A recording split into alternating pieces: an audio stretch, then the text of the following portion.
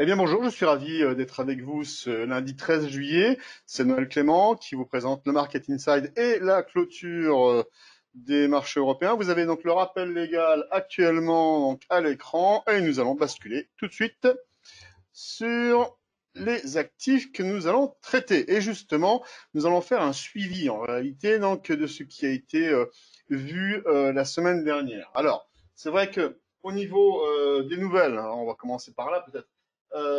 C'est vrai que le marché aujourd'hui, et comme le reste des jours que nous avons eu la semaine dernière, ignore inexorablement eh bien, donc, les mauvaises nouvelles, puisque dimanche, les nouveaux cas donc, de coronavirus ont été signalés donc, à hauteur d'environ 200 000, 194 696 exactement, mais on reste toujours sur des niveaux quand même très très élevés, notamment même la Floride, elle, elle a déclaré donc, des records hein, au niveau des nouveaux cas, puisqu'on est à 15 000 nouveaux cas, ce qui est quand même gigantesque et il bat aussi les records d'un état précédent, donc sur New York.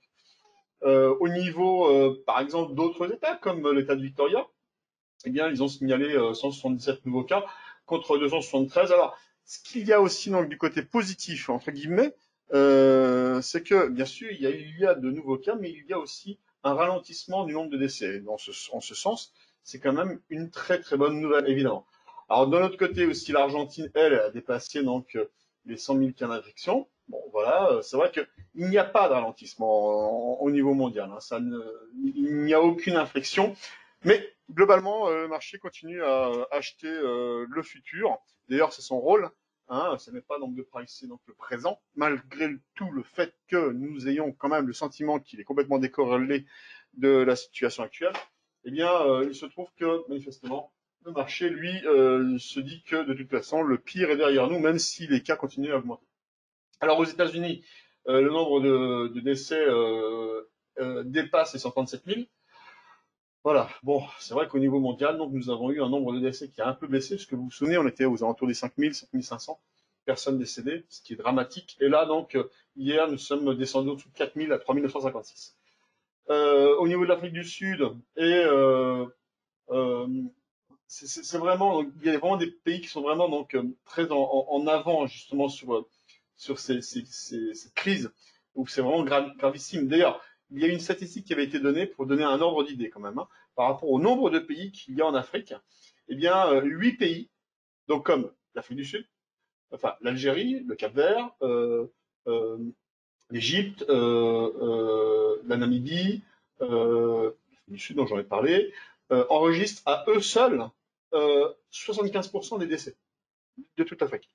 Donc il y a vraiment des vraies concentrations, bon, tout en sachant bien sûr, est-ce que effectivement donc les autres communiquent justement sur ces niveaux-là. Il y a eu la saison des résultats qui a démarré aujourd'hui sur les US, Pepsi donc a sorti donc des bons chiffres. Il y a d'autres chiffres également qui semblent bons, mais le gros va arriver donc prochainement, notamment sur les bancaires, et nous allons donc avoir donc une idée donc bien meilleure sur la situation actuelle. Ne vous attendez pas à ce qu'il y ait donc une guidance, puisque aujourd'hui, et d'ailleurs déjà depuis un certain temps, les entreprises ne donnent plus de prévisions sur les futurs, sur leurs prévisions à 3 mois, 6 mois, même un an. Alors, on sait que la baisse sera très importante, hein, de l'ordre de 45% par rapport donc, aux résultats du trimestre sur l'année glissante. Mais globalement, donc, il va falloir voir effectivement donc, quels sont les messages qui sont envoyés et puis également les surprises. Il peut y en avoir bien sûr des bonnes, comme on peut en avoir dans tous les sens. Donc aujourd'hui, quand on regarde par exemple les marchés, d'ailleurs la clôture. J'espère que ça va plus bouger. Nous avons le CAC qui clôture en hausse de plus 1,73%, repasse ardemment les 5000 puisqu'on est à 5056,23. Et le DAX, lui, il fait une hausse un peu moins forte, mais bon, à 1,25% à 12 791,50. Ce que l'on peut voir, c'est que vraiment, donc, aujourd'hui, au niveau statistique, il n'y avait vraiment pas grand-chose. C'est plutôt demain où ça va vraiment commencer. Alors, quand on regarde sur le S&P à gauche, nous l'avons donc en weekly. C'était également ce qui avait été commenté la semaine dernière. Et il y avait eu donc ce fameux triangle qui avait été dessiné. Et il s'avère que ce triangle que je me suis permis donc de faire, eh bien, a priori, nous sommes donc sortis par le haut. Il reste un bémol, malgré tout, le fait que nous soyons donc actuellement au niveau des sommets précédents, notamment de cette fameuse couverture en nuage noir dont on avait parlé. Et donc nous revenons donc sur ce même niveau. Alors est-ce que ce triangle-là donc a du sens? Quand on regarde à droite, justement sur le S&P en H4, donc là ce n'est plus en weekly, c'est en H4, mais on a la même structure en triangle, on voit qu'il y a un gap haussier qui s'est fait. Donc, ce qui va être intéressant de voir, c'est comment il va se comporter. Est-ce que c'est un gap de rupture haussière ou est-ce que c'est un gap commun? Si c'est un gap commun, c'est-à-dire qu'il n'a pas de valeur, eh bien, il va être comblé rapidement et invalidé. Ça veut dire que il faudra s'attendre à ce que la clôture revienne donc en dessous de 3175. Et donc là, on aura donc une information sur la réalité, la véracité donc de ce gap haussier. Est-ce qu'il est valable ou est-ce que c'est donc un gap simplement qui valide le fait que nous n'avons pas eu un week-end catastrophique et du coup donc on repart presque sans aucune nouvelle fracassante, en tout cas vraiment palpable, avec une vraie densité d'informations, ou est-ce que c'est simplement donc le fait que justement, eh bien, nous n'avons pas eu une mauvaise nouvelle, donc du coup, en ce sens, c'en est une. C'est une bonne nouvelle. Le CAC 40, eh bien, nous l'avons ici. Alors lui, bien sûr, il est donc, il fait partie donc des indices les plus faibles, puisque quand on regarde avec les autres indices, il est vraiment tout en bas euh, des retracements. On est quasiment à voilà, 50% de retracement. Ce qui est inquiétant toujours, hein, c'est justement ces fameuses bandes Bollinger qui sont donc en train de converger. D'ailleurs, quand on regarde justement avec le S&P, c'est très différent. Hein, on est presque même en train d'avoir une divergence justement avec la BB sup qui monte et la BB1 qui descend. Un peu étrange puisque normalement nous avons donc ce genre de divergence quand on est au contact de la bande Bollinger supérieure, alors que là nous sommes bien loin et on diverge déjà. Mais quand on regarde ici la différence, c'est que là on a une vraie convergence, c'est-à-dire que les prix ont plutôt tendance à se concentrer. Et ils ne sont pas dans un sens d'expansion, mais plutôt de concentration. Bon, voilà. Donc, au niveau du CAC, pour arriver à trader donc cet indice, c'est vraiment très compliqué puisque là, cette même couverture en nuage noir, nous la voyons là, et le seul espoir pour le CAC, c'est de venir hein, coter sur cette ellipse que je viens de vous dessiner ici. Son seul salut, c'est de venir dépasser de façon pérenne les 5200. Mais même si on arrive à faire ça, on va se cogner donc à la BB Sub qui se trouve à 5330. Donc rien n'est joué. Et quand on regarde à droite, alors bien sûr, nous avons donc les moyennes mobiles en H4 qui sont haussières. Hein, vous savez que j'utilise énormément donc ces moyennes pour définir le sentiment à court terme, même à long terme, des actifs. Et là, on voit qu'à court terme, sur le H4, ça reste haussier. Et donc, à chaque fois, donc, on rebondit sur la moyenne mobile à 144 périodes. Et tant que on rebondira sur cette moyenne mobile-là, il ne se passera rien de grave. Alors, là, actuellement, la 55 est encore un peu haussière. Parfois, elle passe un peu à la baisse. Donc, on peut pas dire qu'elle s'aplatit vraiment, mais effectivement, elle perd un peu de momentum. La 144 aussi, mais globalement, il n'y a rien de dramatique. Pour l'instant, il n'y a vraiment rien de dramatique. La seule chose, encore une fois, on en avait parlé, c'est qu'il y a ce fameux îlot de renversement baissier et le CAC est toujours en dessous. Toujours. Hein, cet îlot de renversement baissier, on avait ici le gap à la hausse ici, le gap à la baisse, alors c'est plutôt sur son marché cash hein, qu'il faudra le regarder, mais globalement, on est toujours en dessous. Alors, même chose, pour avoir donc l'espoir de la hausse, hein, il faut donc dépasser les 5200. Les 5200 en H4, hein, on voit donc où ils sont sur les sommets. Et globalement, la structure que l'on voit là, c'est une structure d'espérance, puisque nous pourrions envisager de voir dans cette structure ici, si je passe en H1, je vais vite aller sur l'autre actif pour gagner du temps, mais on pourrait deviner une structure en épaule-tête-épaule inversée. Donc c'est haussier, hein, c'est une structure de renversement haussier. Ici une épaule de gauche, ici une épaule de droite, ici la tête. Bon, elle est en dessous d'un gap. Bon, il faut vraiment qu'elle travaille pour qu'elle puisse donc avoir un espoir. De toute façon, le CAC 40 est suiveur. Il ne sera, je dis pas jamais leader. On dit pas donc Fontaine, je ne boirai jamais ton nom, mais globalement, il est peu probable que ce soit donc un indice leader. Donc il va donc forcément suivre le mouvement. Le DAX.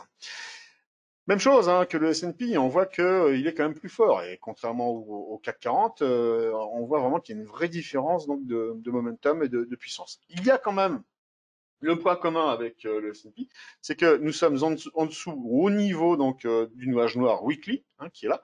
Et donc cette ligne-là, donc elle doit être battue, hein, c'est clair. Et actuellement, clairement, elle fait résistance. Et on voit aussi que ces pointillés que je m'étais permis donc de faire, pour prendre un exemple hein, par rapport à des supports, eh bien cette zone-là, donc on peut vraiment dire que c'est une zone donc de support. Ici, si on la tire, hein, eh bien nous avons plutôt une zone d'inversion de polarité qui aurait plutôt tendance à être maintenant donc une résistance. Hein. Ici support, ici résistant. Ça a déjà donc fait son office. Est-ce que là maintenant donc on va franchir? Alors à droite, ce que l'on avait, on avait donc statué donc sur une structure en épaule d'épaule qui était qui était valable, hein, qui était viable. Mais bien sûr, il fallait donc bien sûr imaginer que pour l'invalider, il fallait dépasser donc cette épaule de gauche.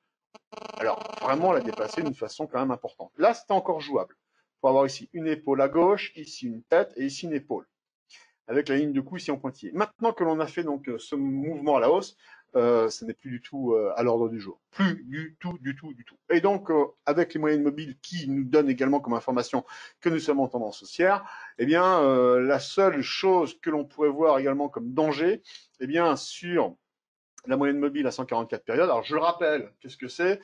Je prends donc des moyennes mobiles donc de Fibonacci, puisque Leonardo Fibonacci, donc c'est un mathématicien de Florence, qui lui nous a gratifié donc d'une recherche justement de la suite de Fibonacci, des retracements de Fibonacci à 38,2, à 61,8.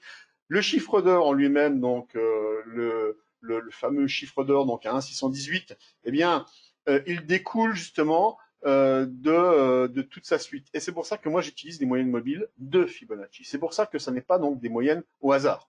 La 55 fait partie de la suite de Fibonacci, la 144 aussi. Entre les deux, nous avons la 89, mais je ne la mets pas. Et celle qui est après la 144, c'est la 233. Et après, c'est la 377. 377 que je mets. Hein, je vais pouvoir vous la mettre ici. Elle est en marron, enfin, c'est la couleur code que j'utilise. J'essaie d'utiliser toujours le même code. Voilà. Ce que l'on voit, c'est que sur la 144, si on bat la 144 à la baisse sur le DAX en H4, là, il arrivera des problèmes. Tant qu'on reste au-dessus, il n'y a pas de souci. Au niveau du zinc, alors le zinc, je vous avais parlé, donc je vous avais vendu l'idée que nous étions dans une bulle Bollinger, une bulle haussière, donc au devenir. Et là, donc, nous étions vendredi. Eh bien, aujourd'hui, je suis ravi donc de vous faire la présentation de ce qui doit normalement se passer quand on est donc dans le cadre d'une bulle. Et donc, si on prend position, justement, la proposition qui était faite au client donc de XTB, c'était de prendre position donc vendredi. Eh bien, nous ne sommes pas déçus puisque là aujourd'hui, nous sommes largement donc au-dessus de cette moyenne mobile, enfin, de cette bande Bollinger supérieure, qui est aussi une moyenne mobile particulière avec des écarts types. Et nous voyons que la BB sup, qui est ici en noir, je la noircis, eh bien, elle diverge pour ici baisser, alors que celle du dessus monte. Et la première objectif que nous avons et qui devrait être utilisé, ça devrait être la zone des 23. Pourquoi? Parce que nous avons un gap baissier daily et weekly, et donc sur cette zone-là, ça serait donc une zone qui pourrait être intéressante justement pour couper les 2/3 ou la moitié des positions si vous êtes non positionné dessus. Et en extension, on pourrait chercher donc les 24. Quand on regarde à droite, eh bien nous l'avons en H4 et nous retrouvons bien sûr eh bien notre journée donc de nous sommes aujourd'hui donc le 13 et donc le 10 c'était donc bien ici et déjà là il y avait déjà eu un mouvement hein, qui était parti à la hausse. Hein. Là ce que vous avez là, c'était ce que nous avions donc déjà sur ce grand chandelier weekly. Eh bien c'était possible d'acheter. C'est vrai que souvent, donc, c'est quand même compliqué de prendre une position à l'achat sur un mouvement qui a déjà tellement gagné, puisque de 20, on est passé à 22, quasiment, on a déjà pris 10%. Et pourtant, quand on utilise cette méthode, c'est possible. Et donc, voilà. Ce qui est intéressant également, si je passe sur le silver, c'est assez proche également donc de la même idée, du même principe, puisque nous avons pris donc des positions, enfin en tout cas nous avons vu avec les clients donc pour prendre des positions ou pour en tout cas imaginer comment on pouvait les prendre. Dans tous les cas donc chacun donc est indépendant par rapport à ses décisions, chacun fait bien sûr ce qu'il veut. Et quand on lance des hypothèses, eh bien on peut dire effectivement il y a donc une vraie possibilité. Alors cette mèche-là donc a été coupée, mais globalement nous avions donc une ligne de tendance qui avait du sens. Surtout quand on regarde en weekly, on voit que le mouvement donc, qui avait donc démarré déjà bien avant, eh bien, avait fait donc une belle séance justement dans la semaine dernière. Et quand on regarde justement en weekly sur les oscillateurs mathématiques, notamment donc sur l'ADX, eh bien, on voit que le DI+ donc est largement passé au-dessus de 25. Le DI plus est au-dessus de 25. L'ADX, lui, il est repassé en dessous, mais on voit qu'il fait déjà donc une inflexion haussière. Son mouvement donc qu'il avait fait, donc on voit qu'il a zigzagué entre la hausse et la baisse, et donc on peut pas vraiment dire qu'il y avait vraiment une tendance. Eh bien, il y aurait quelque chose qui ressemblerait donc à une structure en épaule, tête, et ici manquerait une épaule de droite. C'est possible. Dans tous les cas, donc euh, prendre position, eh bien, ça pouvait être intéressant la semaine dernière. Le stop loss pouvait être situé donc aux alentours des 16,50. Là, si effectivement la position a été prise la semaine dernière aux alentours des 18,50, étant donné qu'on est à 19, on pourrait remonter donc son stop loss de telle sorte à ce qu'il devienne un stop win et donc ôter tout risque justement sur la position actuelle donc qui était engagée. Maintenant, je n'ai jamais non plus été négatif sur le silver, puisque on voit que les moyennes mobiles, et là pour le coup, elles sont pas à moitié haussières, elles sont pas à moitié plates, elles sont vraiment très très haussières, notamment sur la 144 période. Et on voit qu'il y a même également donc une sorte d'exponentielle qui est en train de se former sur la 55. Il n'y a aucun équivoque justement sur l'ADX, puisque nous avons un ADX en H4 hein, qui est vraiment très fort, au-dessus de 25, sans aucun souci. Au niveau du MACD en dessous, franchement, il n'y a pas de doute. Donc, on peut y aller. Il faut toujours se protéger, évidemment, toujours avec les stop-loss. Pour l'euro-dollar, il y a une même chose. Hein. Je n'étais pas particulièrement donc négatif sur l'euro-dollar à court terme, même si à très long terme, bien sûr, l'euro-dollar, c'est une vraie catastrophe, puisqu'on voit bien hein, qu'en venant dans 1,60, et bien là, on est inscrit dans un triangle. Mais ce triangle-là, ça n'empêche pas de prendre une position et de pouvoir donc viser donc 100 ou 200 pips de gain. Et d'ailleurs donc la position de la même manière, hein, à 1,30 donc enfin à 1,1330, c'était tout à fait possible de la prendre. Et on voit qu'aujourd'hui donc on est en train de flirter justement avec le haut des mèches. Et lorsque l'on regarde justement en H4, eh bien on voit donc que le mouvement qui s'est fait ici répond parfaitement bien donc à l'idée que à chaque fois on vient prendre un appui sur la moyenne mobile à 55 périodes qui est haussière. On rappelle, si jamais il y a une catastrophe, on peut se rattraper sur la 144 qui est actuellement à 1,1250 à peu près. Et globalement donc des structures comme ceci donc qui sont donc en arrondi, hein, on devine l'arrondi là ici, hein, une sorte de soucoupe, une sorte de tasse. Alors l'anse elle se trouve du mauvais endroit, mais globalement on retrouve ici une ligne de coupe qui est aux alentours des 1,1360, un bas de tasse, on va dire, si on utilise la technique de François Baron, qui est aux alentours des 1,11, 1,12. Donc, grosso modo, il y a environ voilà, 160 pips à peu près. Si on les reporte donc à la sortie, eh bien, nous aurions quelque chose qui nous enverrait sur un objectif assez confort, qui devrait être normalement donc aux alentours des 1,15, 60. On peut même chercher donc à aller chercher justement cette oblique qui est là aux alentours donc des 1,17, 1,16, 1,17. Voilà, à peu près. Faudra voir. Hein. Franchement, donc comment on peut y aller.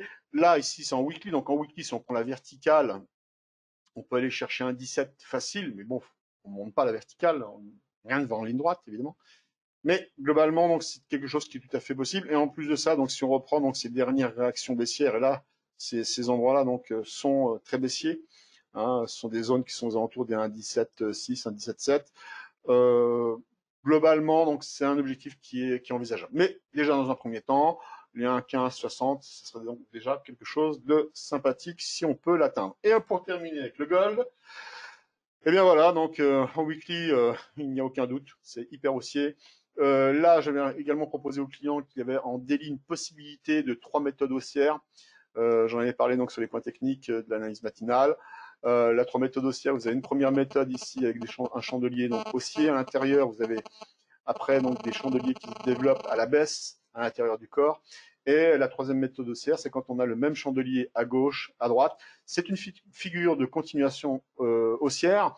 Donc ça veut dire que globalement, si vraiment on veut jouer la technique, eh bien, ça serait donc tout simplement d'acheter le dépassement de cette mèche haute, c'est-à-dire à 1,18, à 18, 18, 18.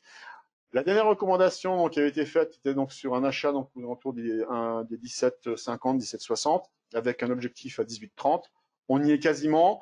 Là, on rentrerait dans un autre cadre, donc une autre recommandation avec une autre technique, mais tout est jouable. Voilà, je vous remercie, j'en fais pas plus, je vous souhaite une bonne soirée et donc à demain. Profitez également donc des feux d'artifice ce soir si vous avez la chance de pouvoir les voir de votre fenêtre ou carrément donc de prendre l'air et d'aller regarder un peu les étoiles et les feux illuminer votre ciel. À bientôt et à demain. Au revoir.